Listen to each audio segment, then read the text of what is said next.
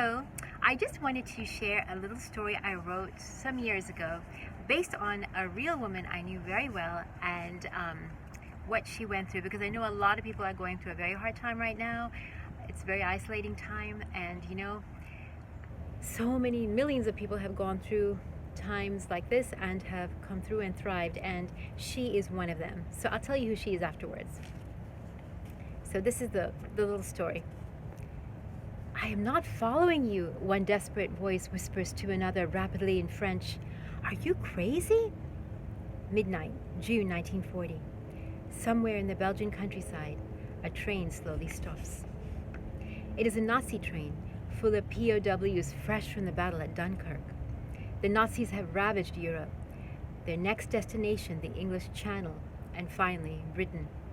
Allied soldiers, French and British, have fought hard to defend the coast, but have now had to flee. The evacuation is a success. The battle will soon be known as the Miracle of Dunkirk, as over 300,000 Allied soldiers are liberated by small ships and ferries, ferrying fighting men over the English Channel back into Britain. But not everyone is rescued. In the Belgian countryside, the night holds its breath in expectation. Something dazzling and daring is happening on that train. A young French soldier, whose hair is as dark as the terror of war, whispers to another, "Now, we need to go now." A furious, soft, frightened response, "I told you are crazy. We will be shot.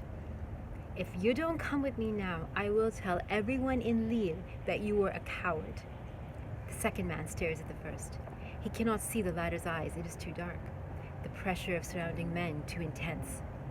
"Louis," he mutters. Louis, the soldier, the man whose determination radiates the irrepressible strength of the sun, turns, right hand pressed against the door of the train. No guard in immediate sight. Behind him, the security of prison. In front of him, the uncertainty of freedom. For Louis, there is no choice. He jumps, his comrade following behind. They hit the earth hard, roll down a hill. What to do now? Louis thinks only one thought. Our clothes. We need to change our clothes. He and his cousin changed out of their clothes, Louis' widow tells me, in her apartment in Tours, the largest city in the Chateau-sprinkled Loire Valley. They rolled down a hill, found a farmhouse where the people there gave them civilian clothes. Then they managed to find their way back to Lille. And then we got married. What a tale. Too romantic to be true. But it is true. 5 children, innumerable grandchildren, and many years later, it is much too real to be a fairy tale.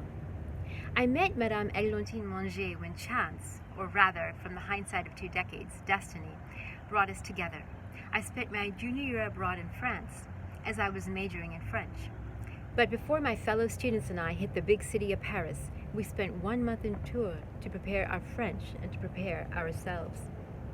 We were randomly placed with willing families. Madame Menget's husband, Louis, had just died the previous year, and she started taking in American students not simply for their company, but because she had too much energy to spend only on herself. One young Afghan student by the name of Ibrahim already lived in a home above her garage, in her spacious wartime jewel of a residence. The home was situated in a suburb of Tours that had a name as poetic as the French language itself, Saint-Cyr-sur-Loire.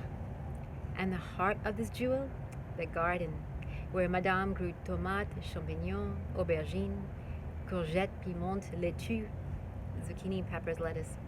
Each day, a freshly grown vegetable found its place in the lunches she prepared for me, which I slowly relished upon returning from class. Le déjeuner always began with the sliced grapefruit. We would sit at the dining table, watch the news, and I would listen as she lamented upon the assorted miseries in the world.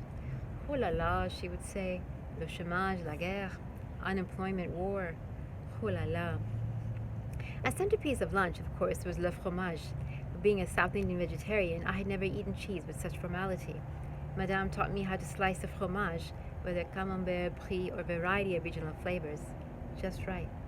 A light dessert ended the repast, usually un petit yaourt, which is yogurt, but sometimes a fragrant tarte aux amandes or tarte aux pommes, an almond or apple tart. Back then, I don't know if it's still this way, but lunchtime would be 2 hours, so we would leave classes and go home and have lunch leisurely. It was lovely. Um, Once, upon my departure from France, she gave me a French soap scented Eglantine. Eglantine, she said, giggling. It means le rose sauvage, wild rose. And the reason I'm telling you the story is because she died in 2013, at the age of 92.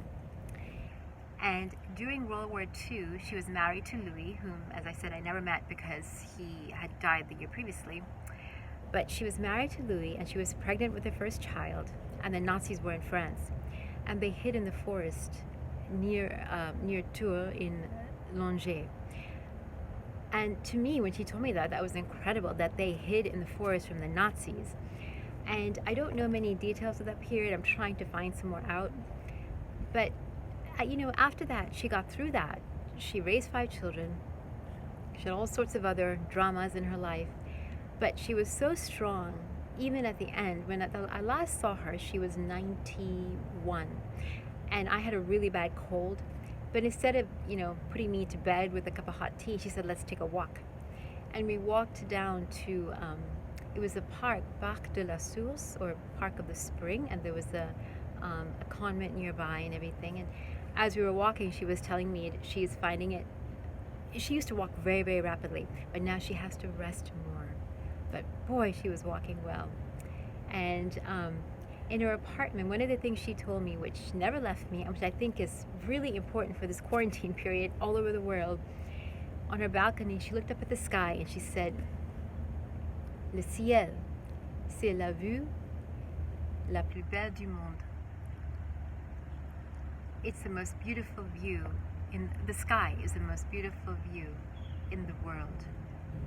So I wanted to tell you that true story because we all have the sky to look and marvel at. That's it for now. By the way, behind me are catalpa trees, and we had the tree guy over today, and he was saying how strong these trees are. If you look on the other side, they're hollow. The limb is like 3/4 dead, but it still lives, and they're very, very old. He said these are very old, and what a wonderful metaphor for what the world's going through. They live and they last, and I've known them my whole lives.